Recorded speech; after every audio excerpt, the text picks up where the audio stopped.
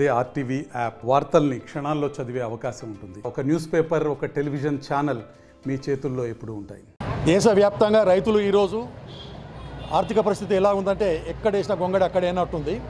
మన దేశము ప్రపంచంలోనే 5వ ఆర్థిక శక్తిగా పెరిగినప్పటికీ రైతులకు ఒరిగింది మాత్రం ఏం లేదు. దేశ జనాభాలో 50% మంది రైతులము, వ్యవసాయదారులమే ఉన్నాం. అయితే మా డిమాండ్ కేంద్ర ప్రభుత్వము చాలా విఫలమవుతుంది. రైతుల సమస్యలను అర్థం చేసుకోవడం లేదు.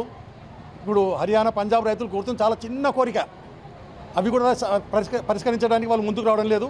ప్రధానమైన డిమాండ్ కేంద్ర ప్రభుత్వం పరిష్కరించాలని మేము కోరుతున్నాము. ఏ పార్టీ అయితే వాళ్ళ జాతీయ మేనిఫెస్టోలో పెట్టి మాకు రైతులకు నమ్మకం కలిగిస్తూ అమలు చేస్తామని ఆ పార్టీనే గెలిపించుకోవాలి పార్లమెంట్. కానీ మేమందరం ఇక్కడ సిద్దిపేట వివిధ మండలాల రైతులను తీర్మానం ఏకగ్రీవంగా చేస్తున్నాము.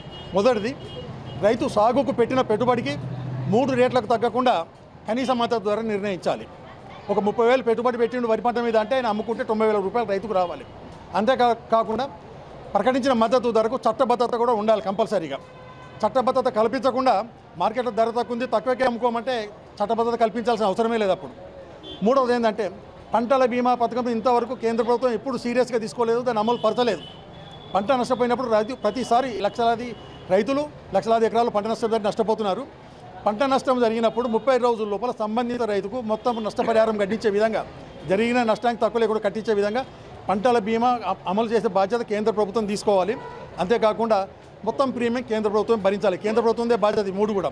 4వది, ఉపాధి హామీ పథకము. దీన్ని వ్యవసాయానికి కూలీలతో సంబంధం ఉన్న అన్ని పనులకు సంబంధిత రైతు 50% ఖర్చు భరించే విధంగా అనుసంధానం చేయాలి. చివరి కోరిక మాది ఏంటంటే డిమాండ్ ఇది, రైతులు తరతరాలుగా ప్రైవేట్ అప్పులు కట్టి ఇప్పటికీ వడ్డీలు కడుతున్నారు. ఇక్కడ అందరికీ కూడా ప్రైవేట్ అప్పులు ఉన్నాయి. ఈ వడ్డీలతోనే బతుకులని బాధపడుతున్నారు. ఎందుకంటే వ్యవసాయం గిట్టుబాటు లేదు, బ్యాంకులు రుణాలు ఇవ్వడం లేదు. కాబట్టి రైతులను ప్రైవేట్ అప్పుల నుంచి బయట తీసుకురావడానికి ప్రతి రైతుకు, కౌలు రైతుకు, రైతు కూలీలకు కూడా ప్రత్యేక రుణ సౌకర్యం 5 లక్షలు బ్యాంకుల ద్వారా షూరిటీ లేకుండా ఇప్పించాలి.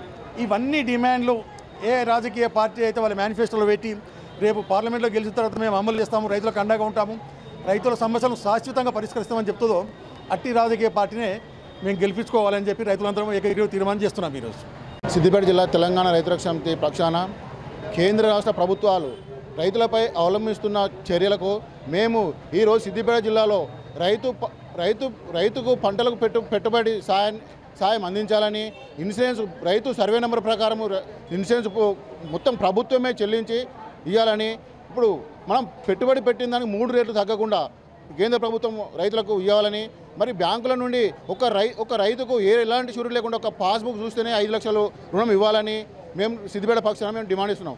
మరి ఇది పనికార పథకాన్ని ఏం చేస్తారు? పనికార పథకం పోతురు, అటు కీలుతూ వాళ్ళు కూలీలు వస్తారు. అది కాకుండా అదే రైతులకు పంపించడానికో రైతు సగము ప్రభుత్వం సగం కడిస్తే రైతులు బాగుపడతారు. దాన్ని మేము డిమాండ్ ఇస్తున్నాం సిద్దిపేట జిల్లా పక్షాన. 5 లక్షలు రైతులకు ఇవ్వాలి. ఎవరెవరికో విజయ్ మాల్యాకు వాళ్ళకి ఇస్తే ఎగిరిగుట్టలకు ఇస్తారు, మరి రైతులకు ఇస్తలేరు. రుణమాఫీ చేస్తారని ప్రభుత్వాలు అప్పటి మందం రుణమాఫీ చేస్తారని చెప్పి కల్లిబొల్లు మాట్లాడుతుంది, రైతులను మోసం చేస్తుంది. మోసం చేసి రైతులను మొత్తం నిలువెల్ల అప్పులతో ముంచేసింది ప్రభుత్వాలు. అట్లా కాకుండా ఇప్పుడు ఏ ప్రభుత్వం అయితే రైతులకు మేము చేస్తామని ముందుకు వచ్చి మేనిఫెస్టోలో పెడుతుందో అదే ప్రభుత్వాన్ని మేము సపోర్ట్ చేస్తాము. ప్రతి గ్రామాన్ని మేము రైతురక్ష సమితి జిల్లా పక్షాన ప్రతి గ్రామాన్ని తిరిగి మేము ప్రచారం చేసి మేము చేస్తాం. మేనిఫెస్టో పెట్టిన ప్రభుత్వానికి మేము మద్దతు ప్రకటిస్తాం. మరిన్ని వీడియోస్ కోసం ఛానల్ ని సబ్స్క్రైబ్ చేయండి. లేటెస్ట్ అప్డేట్స్ కోసం వాట్సాప్ ఛానల్ ని ఫాలో చేయండి. అండ్ లింక్ డిస్క్రిప్షన్ లో ఉంది.